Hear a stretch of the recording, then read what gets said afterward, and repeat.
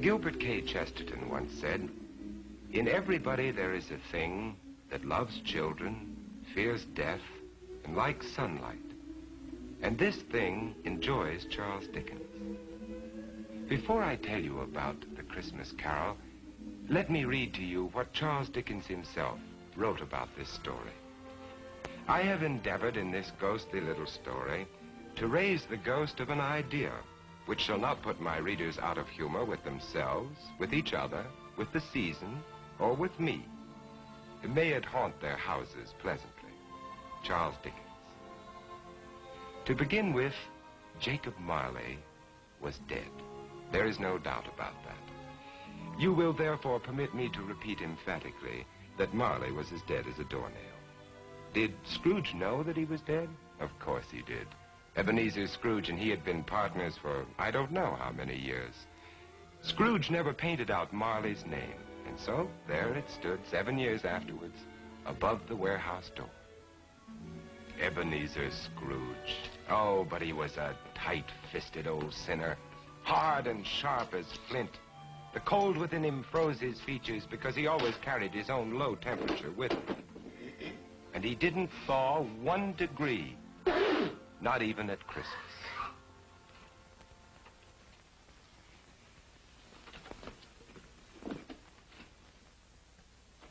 Merry Christmas. Merry Christmas, Uncle. God save you. Christmas.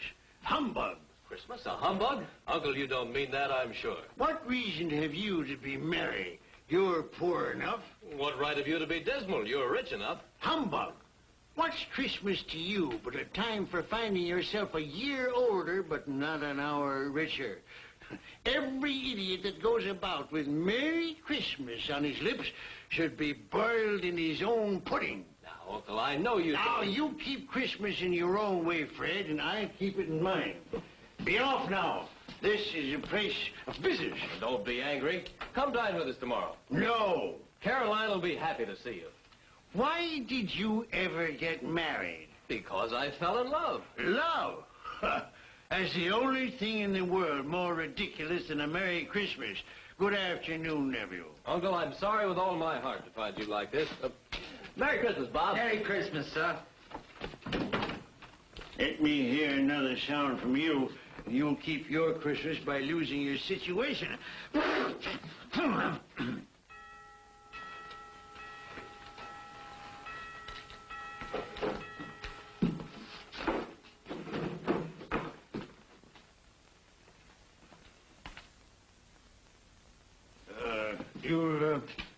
You'll want all day tomorrow, I suppose, Crescent.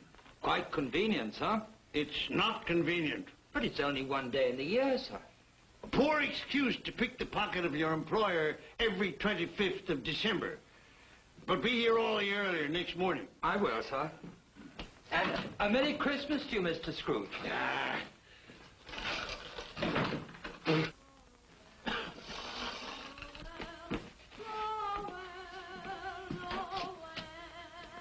Christmas. Nonsense. Humbug.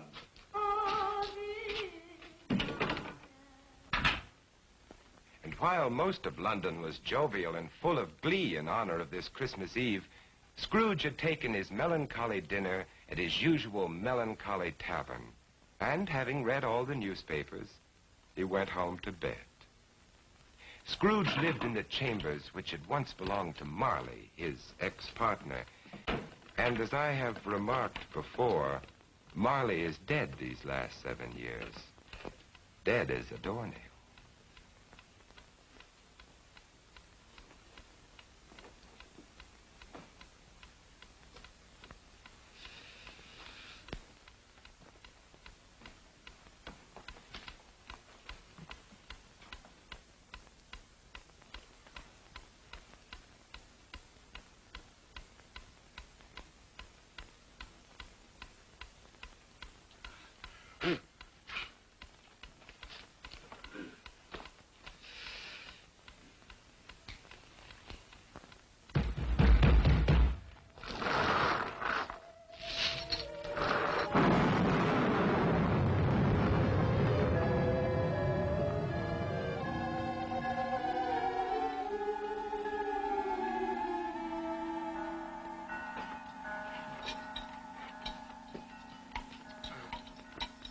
Ebenezer Scrooge?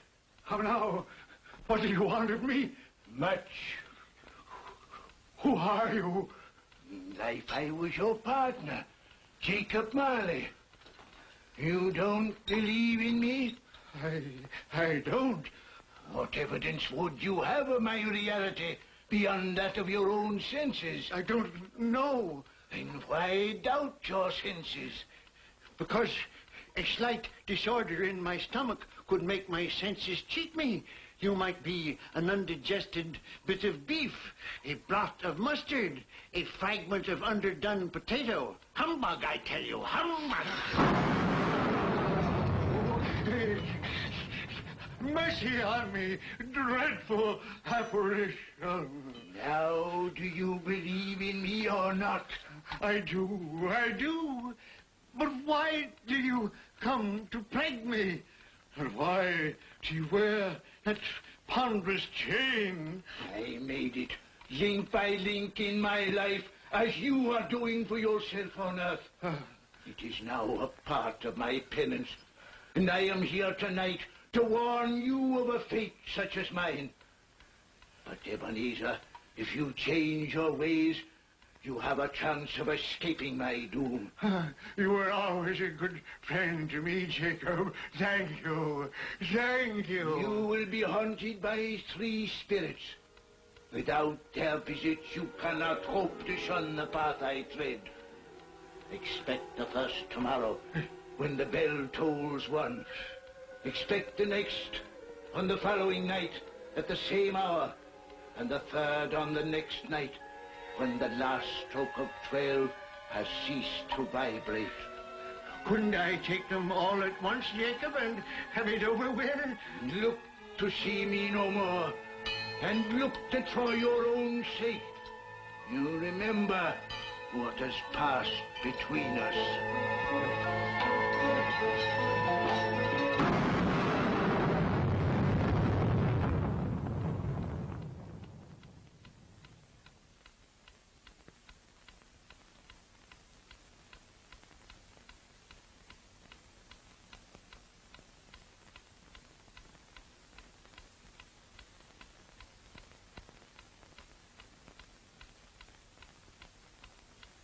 Scrooge tried desperately to say humbug to the strange happening, but the word stuck in his throat, unuttered, for it was highly probable it was not humbug. Being very much in need of repose from the experience he had undergone, or shall I say, fatigues of the day, he went straight to bed without undressing and fell asleep in an instant. A few hours later,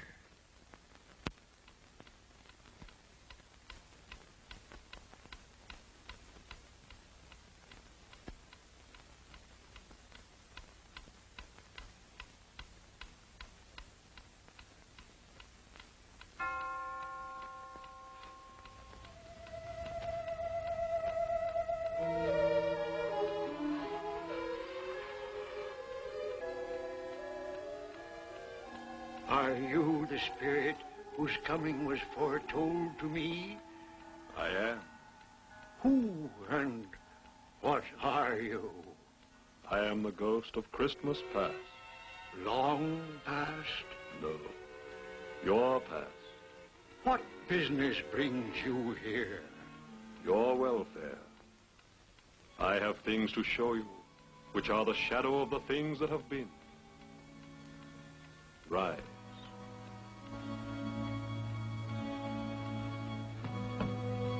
And walk with me.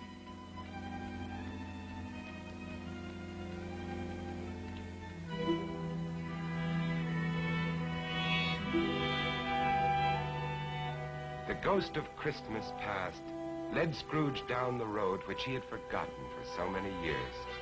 He showed him a Christmas day in the past, which was a happy one for most children, but not for one lonely schoolboy. Ebenezer Scrooge. Do you know that boy?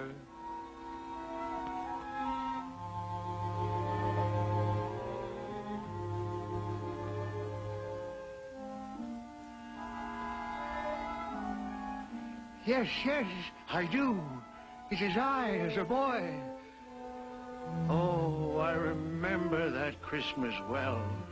I felt so lonely. My playmates, they didn't like me. It was because you had shunned them.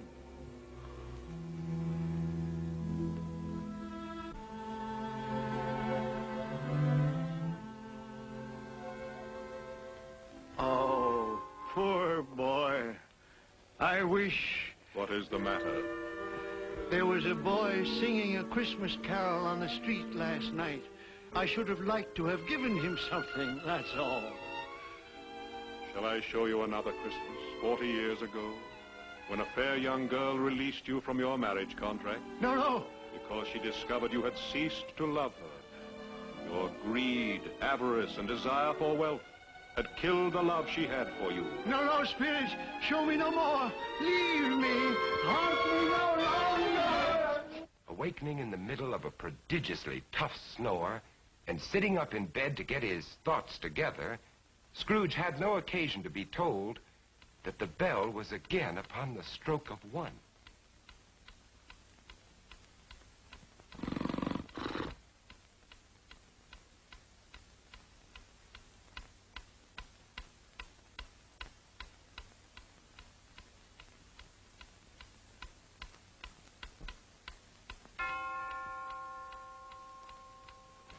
Scrooge!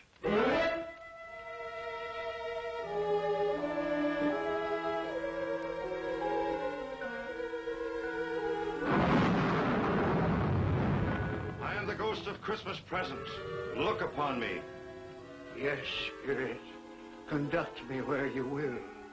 I went forth last night on compulsion, and I learned a lesson which is working now.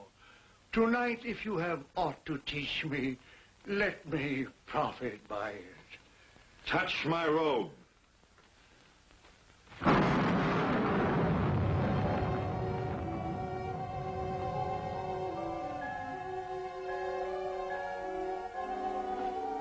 Look.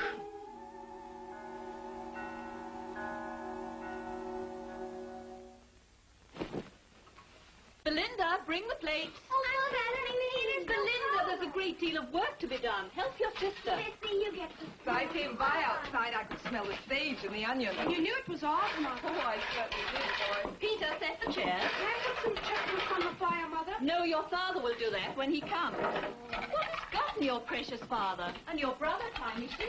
And Martha wasn't as late last year by half an hour. Oh. This is the house of your clerk, Bob Cratchit. But he has hardly a penny to his name. I, the ghost of Christmas present, have blessed his house. Here comes Bob now with another member of his family, Tiny Tim. And a Merry Christmas, everybody. And there you are, Tiny Tim, right in your own chair. Merry Christmas, Bob. And Martha. Yes, here I am again. Christmas wouldn't be Christmas without Martha coming to visit us. Bob. And how did Tiny Tim behave today, Bob? Fine. He told me coming home that he was glad he'd been to church, because it's pleasant to remember that the day is called Christmas, after he who made the lame to walk and the blind to see. Oh, beautiful Christmas table. It would be more beautiful if we had a turkey, but we'll manage. Of course we will. See what a happy family your clerk has on only 15 shillings a week? Tiny Tim. I didn't know he was sick and a cripple. Mr. Scrooge. I give you Mr. Scrooge, the founder of the feast. The founder of the feast, indeed. I wish I had him here. I'd give him a piece of my mind to feast upon. Dear, it's Christmas Day. It should be Christmas Day, I'm sure, when one drinks the health of such an odious, stingy, hard, unfeeling man as Mr. Scrooge. My dear, it's Christmas. Very well. I'll drink his health for your sake, and because it's Christmas. Long life to him. A Merry Christmas and a Happy New Year. A Merry Christmas and a Happy New Year. God bless us, everyone.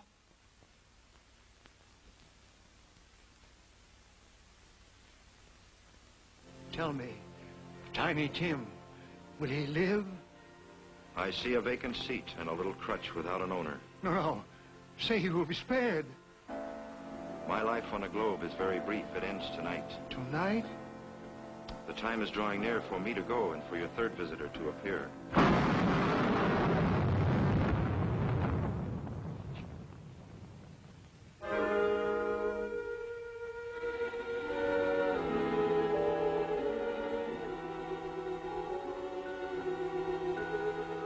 I am in the presence of the ghost of Christmas yet to come. Ghost of the future, I fear you more than any specter I have seen. But lead on, I want to know.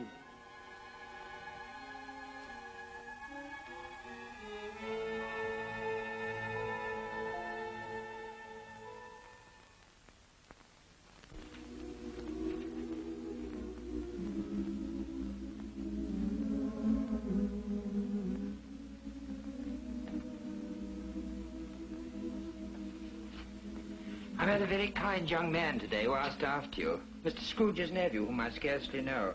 I told him about Tiny Tim, and he said, I'm heartily sorry for you and your good wife. By the by, how he ever knew that, I don't know.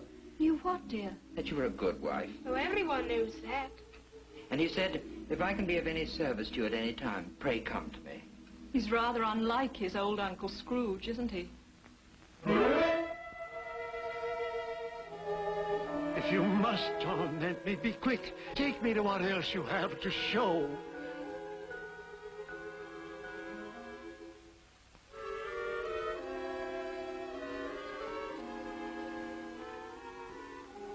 I don't know much about it either. I only know he's dead. When did he die? Last night, I believe. What had he done with his money? I haven't heard. But he'll have no use for it where he's going. It's likely to be a cheap funeral, for upon my life I don't know anyone to go to it. Suppose we make up a party and volunteer. When I come to think of it, I'm not at all sure that I wasn't his most particular friend. For we used to stop and speak whenever we met. I don't mind going to his funeral if lunch is provided. Tell me what man they are speaking of. Who is it that lies dead?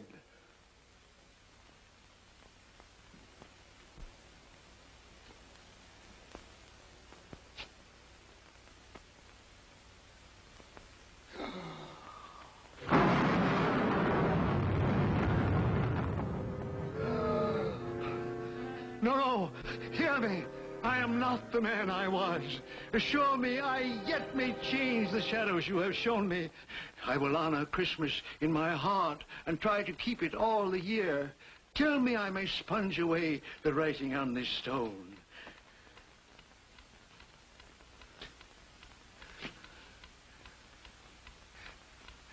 Marley! Marley! Jacob Marley! Heaven and Christmas time be praised for this. I will live in the past, the present, and the future. The spirit of all three shall thrive within me. Boy,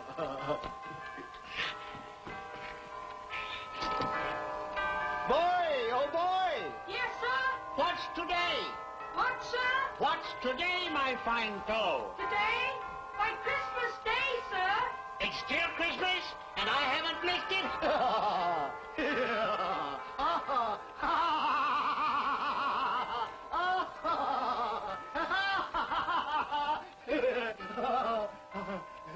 For a man who had been out of practice for years, Scrooge gave a most illustrious laugh, the father of a long line of brilliant laughs.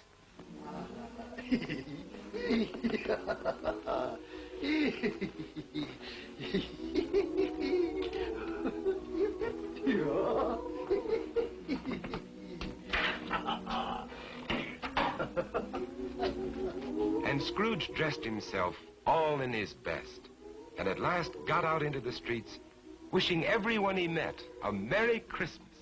Mr. Fred! Come in. Have you room at your table for some friends? Oh, you're very welcome, Mr. Fred, sir. And you too, ma'am. I only hope that our lowly feast is to your liking. Now, don't fret about provisions. We've brought plenty for all.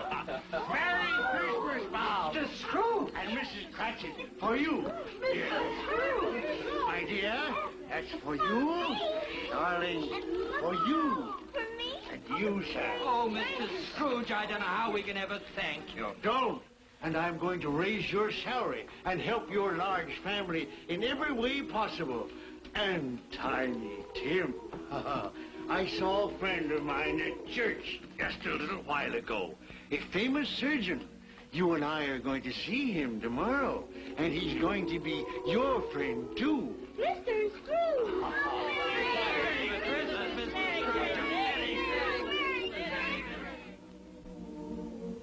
Scrooge won his word. He did it all and infinitely more. And to Tiny Tim, who did not die, he was a second father.